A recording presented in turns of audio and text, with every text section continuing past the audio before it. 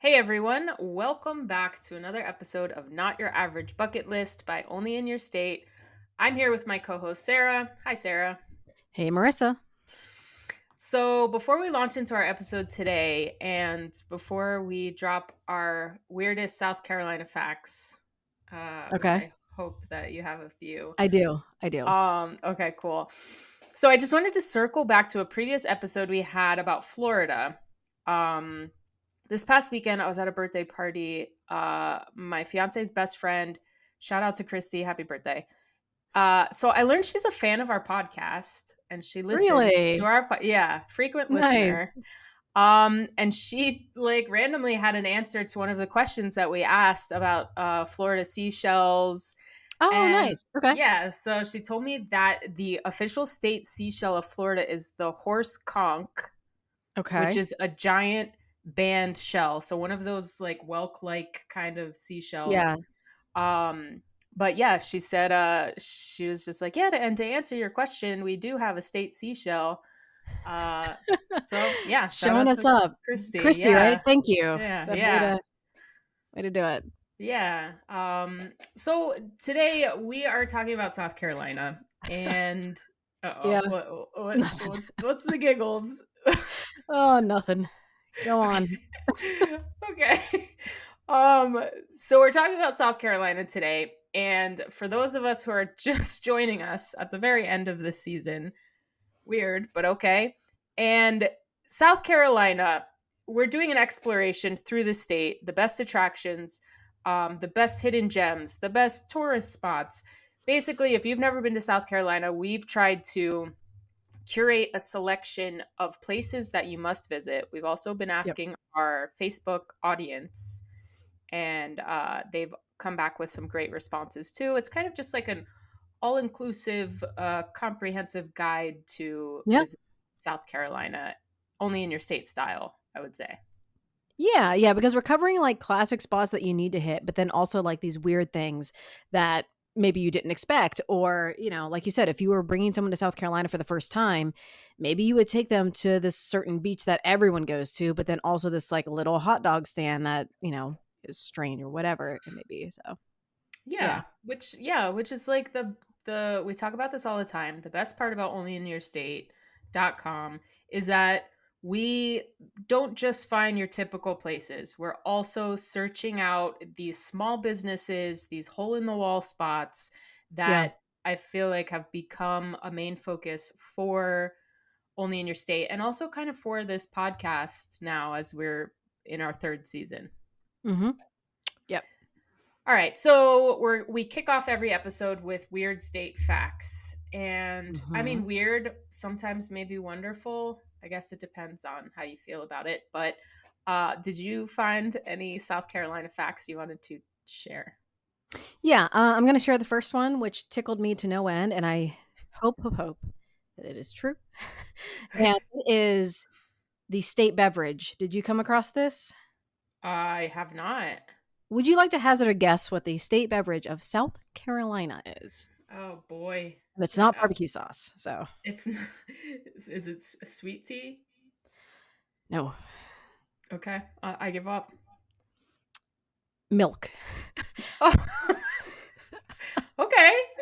I mean, I was looking it up and it seemed official that they adopted it as a state beverage in like early 1900s or something like that. But still, Okay. Okay. that just took me for a loop because I was expecting, yeah, like sweet tea or some sort of like Southern cola. But no, we Yeah. got straight up McPoyle Wow. milk coming in number one. I kind of love that, like in a very weird It's way. very That wholesome. yeah, Yeah. right. I used to, I grew up, and I don't know if it was, our parents' generation, but it was like or like the marketing campaign, like got milk, but you need to drink milk or you will crumble into Yeah, dust. So I had it with everything like pizza, sandwiches, breakfast. It didn't matter. It was all milk all the time. yeah. So, Same. Yeah, but milk yeah. was a huge component of like my childhood diet. Yeah. And like even just like, oh, you know what I could go for? A cold glass of milk. Like it was refreshing at the time, and At now the it's time, yeah. Now looking back, things are different. Things yeah. are but not yucking anyone's yum. I have supported milk for a very long time, so not Yeah. anymore, but just yeah, state beverage, milk. Yeah. Very And if we're cool. wrong, if there's a South Carolina Christy who wants to write in and be like, no, no, no, let me correct you. Yes. Wow, cool. Milk. More power to South Carolina, I guess. Yeah, Okay. So one of my facts, actually, it also involves dairy. Oddly nice. enough, we both chose dairy facts. But so one of the places I'm going to talk about today is the Stump House Mountain Tunnel that was built in Mm-hmm. 1856. So lots of history in this one, but there a Clemson University professor used this tunnel to make blue cheese successfully for the very first time in the South because I guess like the tunnel conditions were that great for for cheese that I it's a cheese tunnel, I It's guess. cheese tunnel. I mean, look, if you talk about cheese, I'm gonna be interested. This is like right up my alley. But I mean, I have so many questions. Like, how did he stumble upon this tunnel? And he's like, you know what? It feels like we can make cheese in here. Like, Yeah, or was he seeking out a place in the state to make blue cheese? Or, yeah, like I yeah. said, so For many the questions. I think for the first time, this was like he wanted to make it for the first time in the South. The conditions were that good. And then the Clemson Blue Cheese Company replicated the tunnel's atmospheric conditions with specific air conditioned rooms in 1958 that were like, Wow. yeah, you can't really grow cheese in a tunnel and have it be sanitary. So, Yeah, I mean, it has a story. yeah, Apparently, I don't know very much about making blue cheese because to me, I never even considered the fact that, high heat and humidity or whatever it is, like it doesn't uh helpful for making blue cheese. Okay. yeah. That is great. That is dairy on dairy facts. I have one more and let Cool. me I always second guess myself Uh oh. because, the internet. Yeah, the South Carolina state dance is the shag. Di which I was like a child, like, but apparently it's a state dance, and, it looks similar to like a square dance or a line dance, the shag dan hold on. Okay. Interesting. I was gonna guess like a line dance of sorts, but No, I th mm, okay. so it's not, but it also is, like reminds me of something that's not like a full-on dance, but like a jitterbug or something like that. It's, like, Okay. not a lot of steps, it's quick, it's social, and you do it, when you're out having a drink, so, yeah, the shag. Interesting. Okay. Anybody that's listening from South Carolina that has done the shag, please email or call or flag one of us down if you see us in the country. I would love Yes. to know what the shag is, how you do it. Is it still done? I'm very curious if you can Like, how do you ask someone to dance? Is it like, "Wanna shag?" Like, I feel like that is that or is what's the procedure that we need to go that through? is gonna get you in trouble in the South, in the wholesome milk loving South Yes, that's Carolina. true. Don't approach it like that. Maybe it'd be like, "Do you want a glass of milk?" and to dance. Sharing a glass of milk, and then it's only natural to do the state dance. That makes sense. Yeah. No, that's great. I'm gonna practice for next week's episode. Um, Perfect. all right. So we have a couple of really great places that we have curated for you. Sarah, do you want to do the honors and kick us off for our first South Carolina stop? Yes, and I'm going to talk about one that I've experienced many times in my life and has confused me every single time, and that is the south of the border roadside attraction. Mm, It is off of, like, I-95 and a few other highways, convergence, and you see billboards for this place for miles, just like, "South of the border, roadside attraction, south of the border," and it's, the border between North and South Carolina, but it's in Hamer, South Carolina, near Roland, North Carolina, and it's this giant, kitschy, strange roadside attraction. It's intentionally campy and, to be honest, offensive, even though the creator, Alan Schaefer, claimed that it wasn't made with any racial intentions because, their, mascot is like this, like, faux Mexican, cartoon person and all that stuff. mm, So, allegedly made with the best intentions, but is a giant south of the border roadside attraction with like, and I'm talking dinosaurs, giant fish for some reason, a restaurant, gas station, video arcade, motel, truck stop, amusement park, mini golf course, fireworks stores, and a motocross training complex question mark. Wow. It's just one of those things where I've driven past it so many times because it is on the trek down to Myrtle Beach. And if you are a Midwesterner Myrtle Beacher, then yeah, you would know this south of the border attraction that I've only stopped at, I think, once in my life, because every time it's like, I don't know what's going on here. I'm just going to keep on going. Um, but yeah, you can't miss the advertising. You can't miss the billboards. It's just one of those iconic roadside oddities that, at the very least, drive by it. You'll see a dinosaur wearing a sombrero and just be like, what is this and why? So yeah, number one, south of the border. That's a good one. I feel like you Yeah. can't really drive anywhere in the South without seeing these giant billboards for south of the border. Yeah. That it's like 10 miles, 50 miles, 1,000 miles. It's like It they doesn't really matter where promote you are. it. You could be in Iowa and you're like, what the? You're always within driving distance of south of the border. Always. Have you been?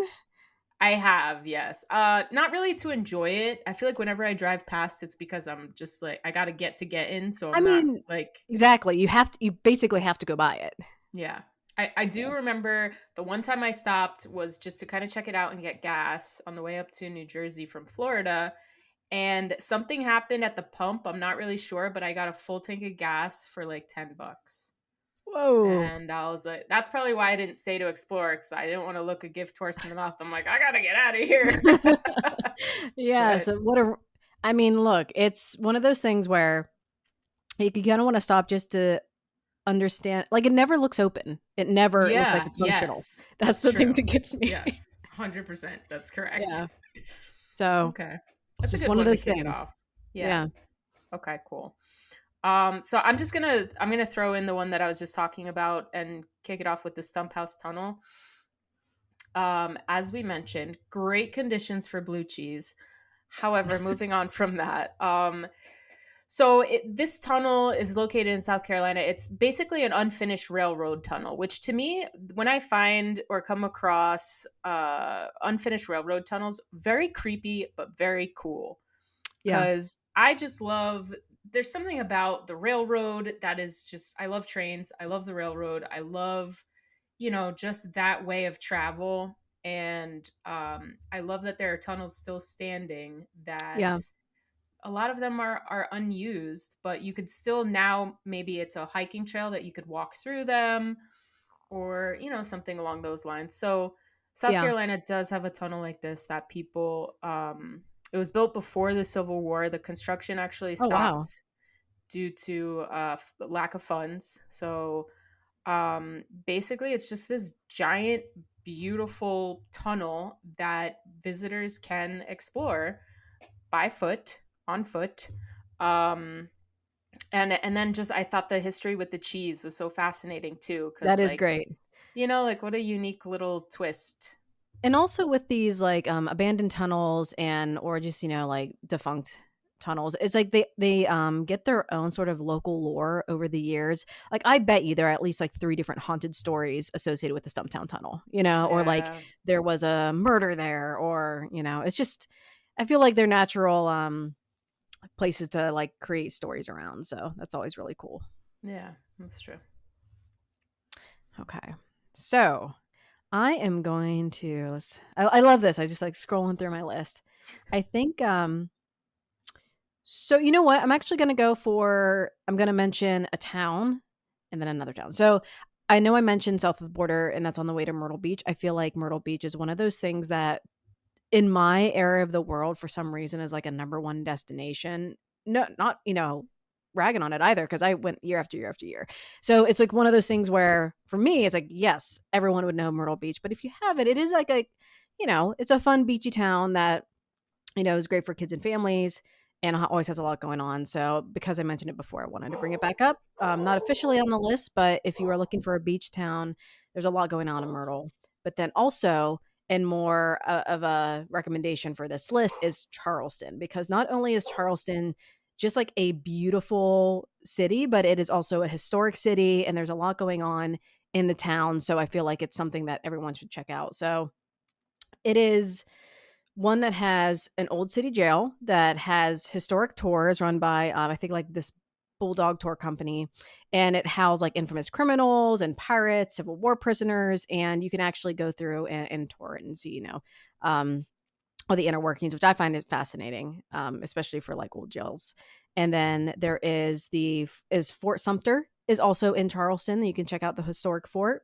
There's the Old Slave Mart Museum, which is tells the historic aspect of the enslaved peoples and slave trade that was prevalent in the South, and it's one of the only known buildings used for that, the slave trade, that's still standing, I believe. So they do historic tours there where you can educate yourself about the history of slavery in the South. Then you have the Charleston City Market. And it's one of the nation's oldest public markets. And I know we talked about, I think we said like Yellow Spring in Florida, like that farmers market, the permanent farmers market.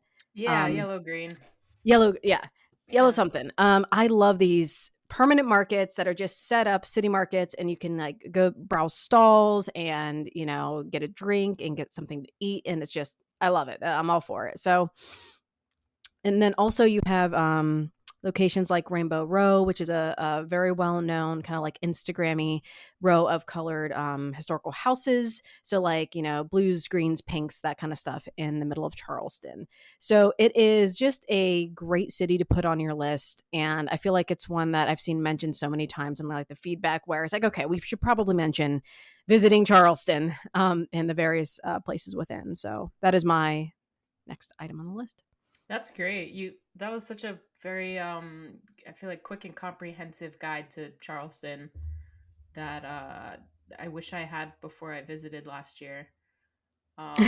Cuz sometimes you get a place like, that you've never been to before, and it can be overwhelming with where to start. Yeah. If it's like a new city or something and you're like, where do I even begin? Because also, I think what's interesting is Charleston for me, there were a lot of neighborhoods that were very quirky and cool and fun Yep. and different. But from what I researched, I never would have come across it unless, I was digging Yeah. a little bit deeper. Yeah, and that's the thing, like, especially a city like Charleston that is historic and has a lot of, like, pockets of really fascinating places. I think it takes quite a few visits to really get your money's worth. Yeah, that's true. That's a good point. Okay, so switching gears, since you touched on Myrtle Beach, one of my list items was Kirk's 1890 Ice Cream Parlor. Mhm. And this is in Myrtle Beach. This is a seasonal spot that people go to enjoy some old school, old fashioned ice cream, milkshakes, malts, Nice. over 40 flavors. And it's kind of just like, you know, pure nostalgia, Yep. which I love a good ice cream parlor that's been around forever and still Oh, kicking. yeah. Yeah, and especially the nostalgic ones, like, I used to work at one where I had to have the paper hat and the bow tie and the whole thing, so it's Cute. yeah, making Love malts. that. Do you have any photos of this? Can we Yes, and I'm never sharing them, so there was one that made it into the local paper even, and it was horrifying. I'm So, gonna pause for a but second. yeah, got hello. Can you hear him? Yeah. Yeah, Which one? that's Rooster. Oh, Fen started kicking off. He's like, "What? Can't have none of that." Rooster, stop.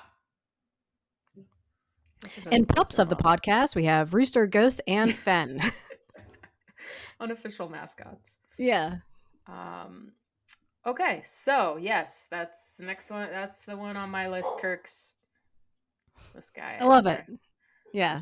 I'll just end up cutting this out, but I mean, we can keep it. I think that the dogs make the podcast because if you're watching the videos, everyone's going to see Fen behind it every single time. that's true. That's his Always in spot. a It's new on the chair. position. Yeah. Okay, next one I have. So this is just I'm trying to order them in like order of like how excited I am to talk about it. So Actually, since we were talking about Myrtle Beach, the common thread between a few of these items, I was going to mention Brook Green Gardens and then Middleton Place. So, Brook Green Garden, Brook Green Gardens, thank you, is near Myrtle Beach, and since its inception, it was focused on gathering sculpture on plants and on animals. So whenever you visit today, Mm, there's a lot of um places in the garden where you can see like various outdoor sculptures. You can see all of these like plants native to South Carolina and also animals native to the mm, area. So it's an exhibition that has like a lot of variety. So I think it's, good for the whole family.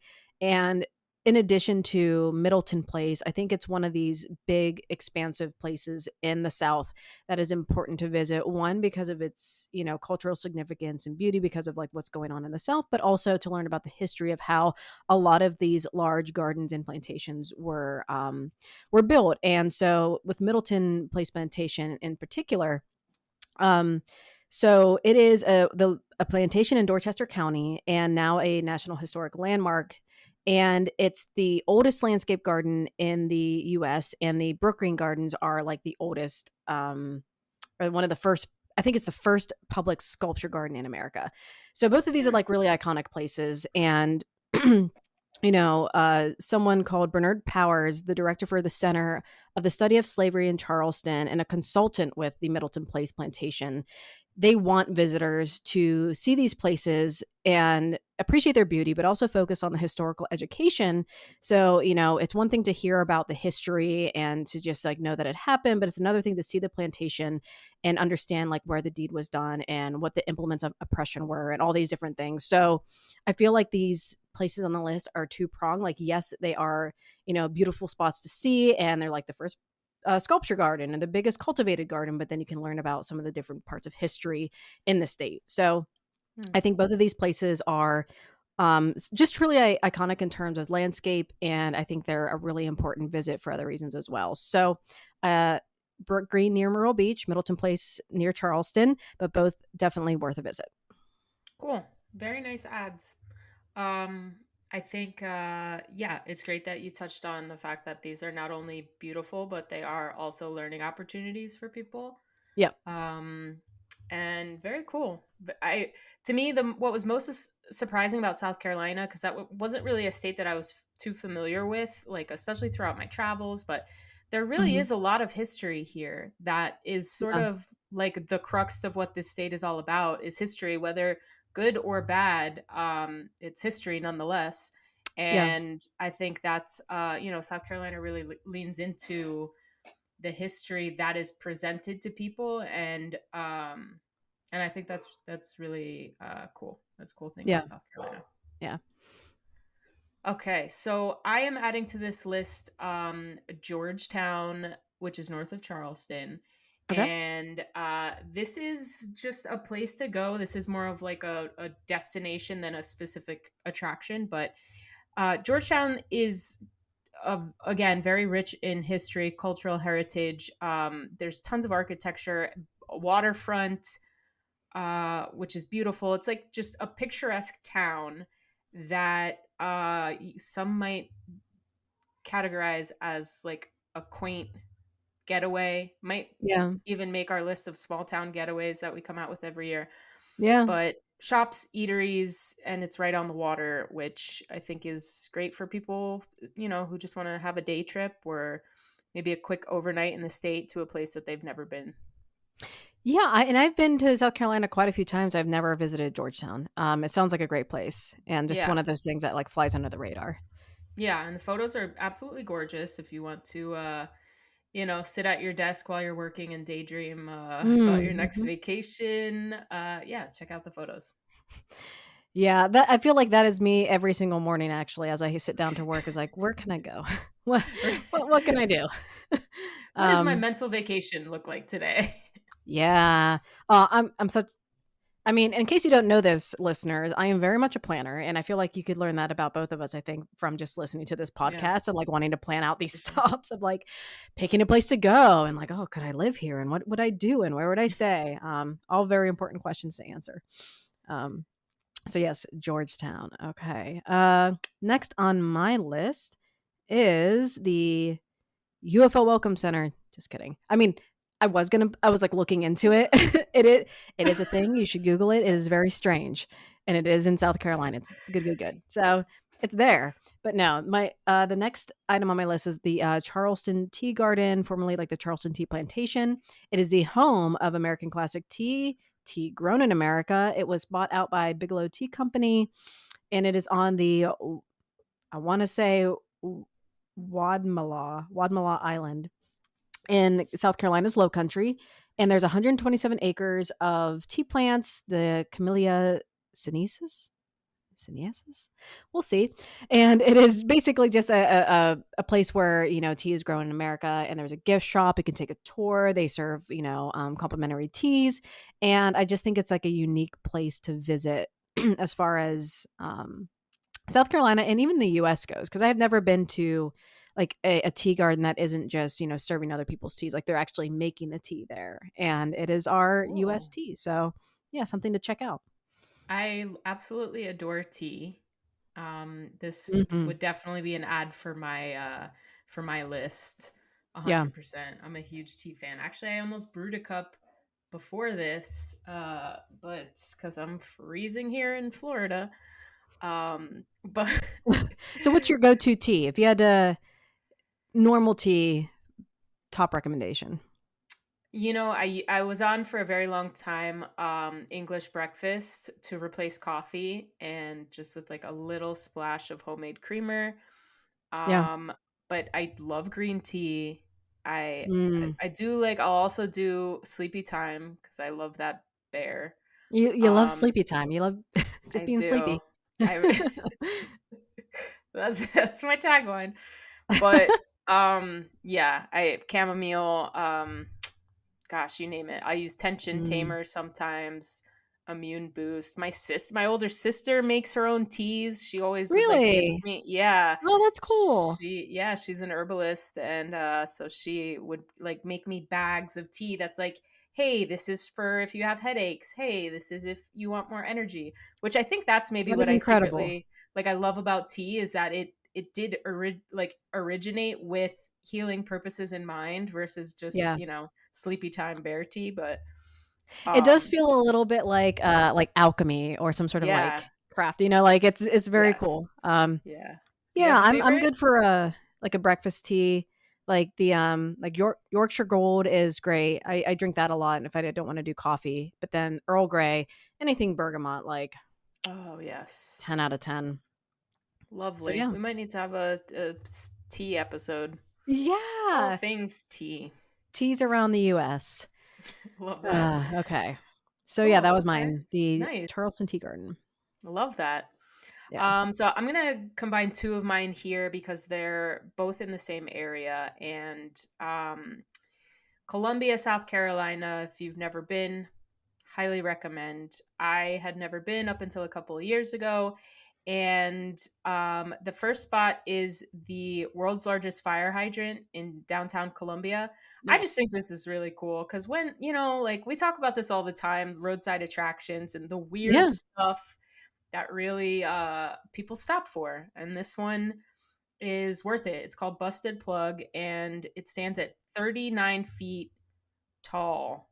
Giant fire hydrant. Is it Very functional? no, no. Wow, wouldn't that be awesome? I know that's a stupid question. I'm like, well, maybe for like they turn it on in the summer. No, that would be so cool if it was like part water park. Yeah. Yeah. Wow. You're Columbia, onto South something. Carolina. Listen up. Love that.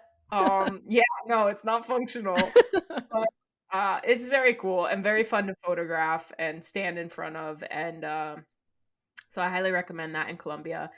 And after that, there's a historic Italian restaurant in Colombia, Villa Tronco, that holds the title of being the oldest continually operating restaurant in the entire state.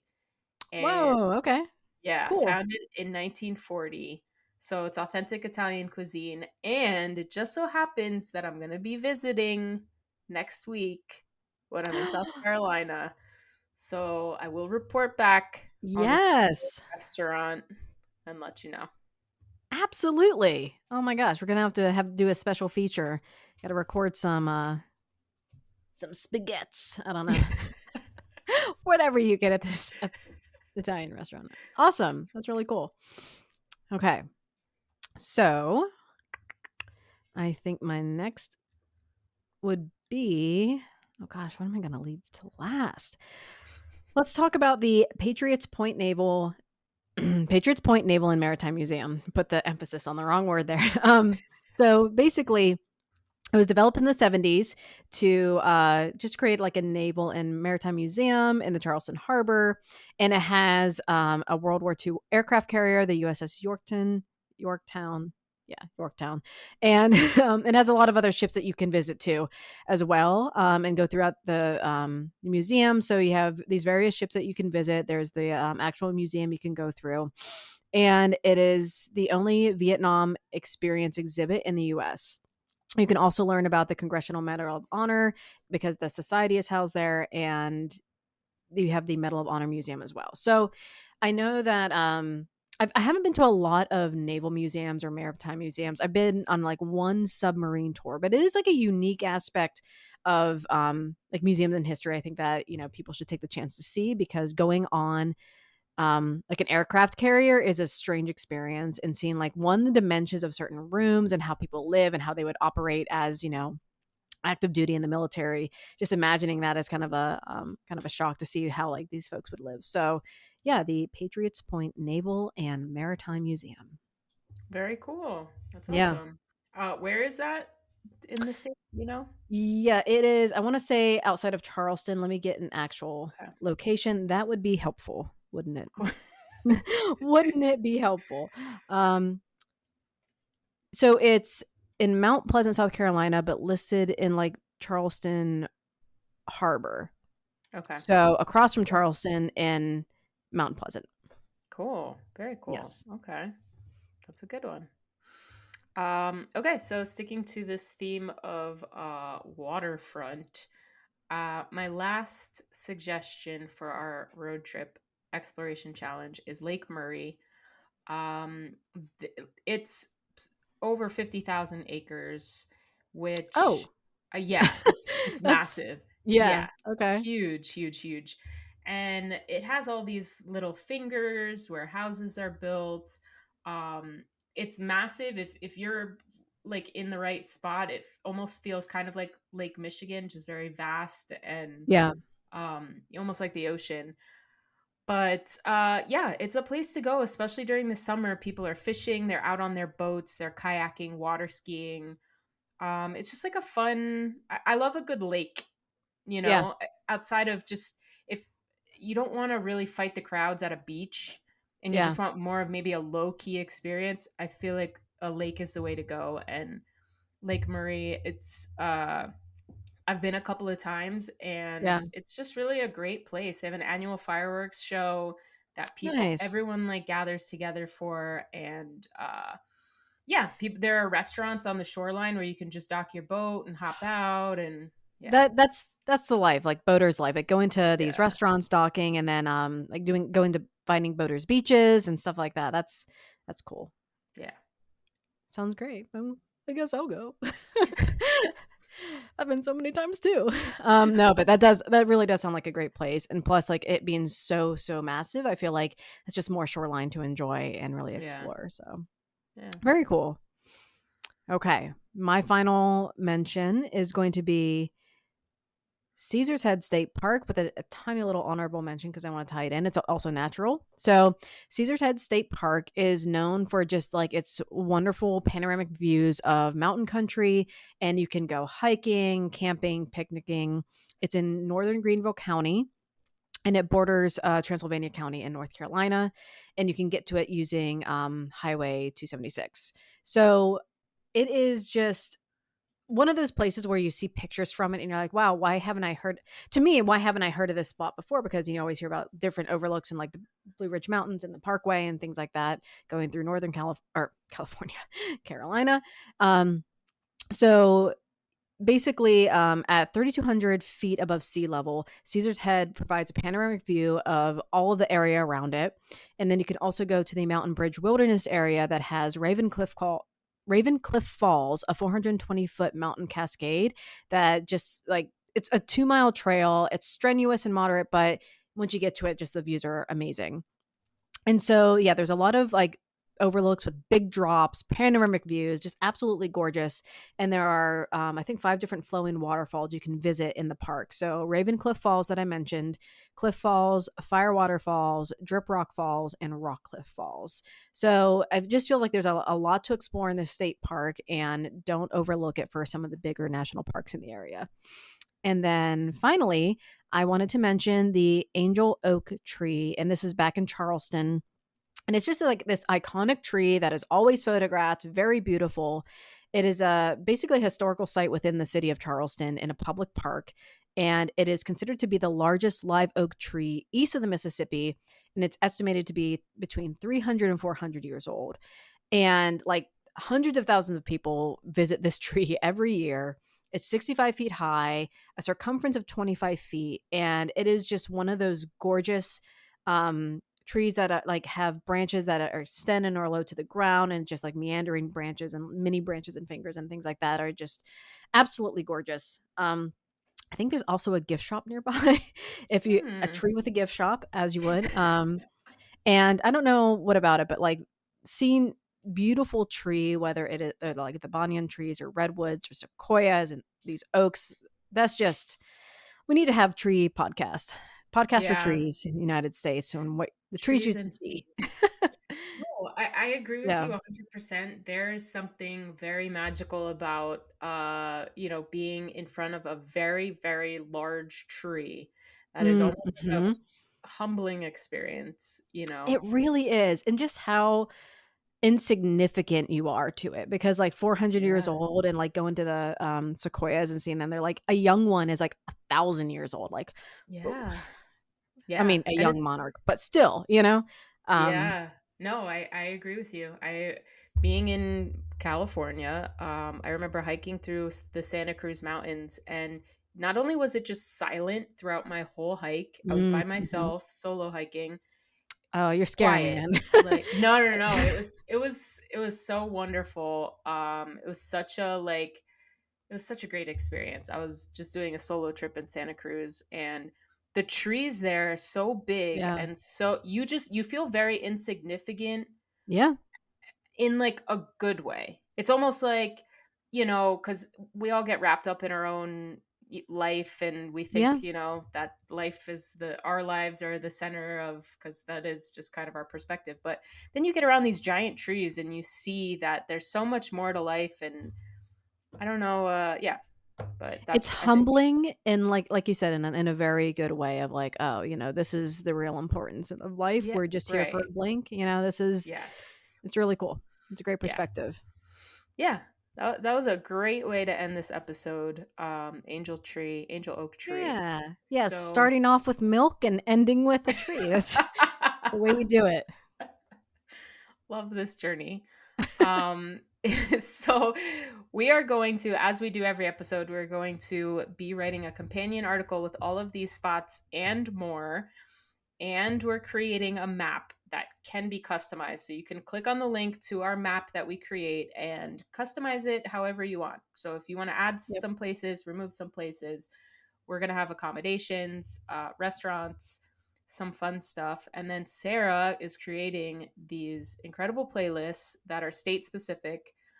So we're going to include that as well. We're going to drop all Yep. this in the show notes. Um, Yeah, yeah. how'd you feel about Florida? That was an interesting playlist. I loved it. You kicked it off with Blondie, right? Yeah. Yeah. No, I loved it. I expected Florida to be a little interesting, I guess we could say. But I also didn't know so many people hailed from Florida. Yeah, that was surprising. Yeah. And just to give background on these playlists, I'm getting people who've hailed from the state, who did a majority of their work in the state, have deep connections to the state, because sometimes we'll see a couple of repeats because, say, someone was born in a certain state, but then they moved on and had the majority of their career in another. I tend to do a little bit of an overlap. So Just FYI there. Yeah, very cool. So next week is our last episode, and then we're done with this specific season. So Yeah. yeah, it's gonna be sad to say goodbye to this one, but we do have another fun, exciting season in store. So yeah, Yes. stick around.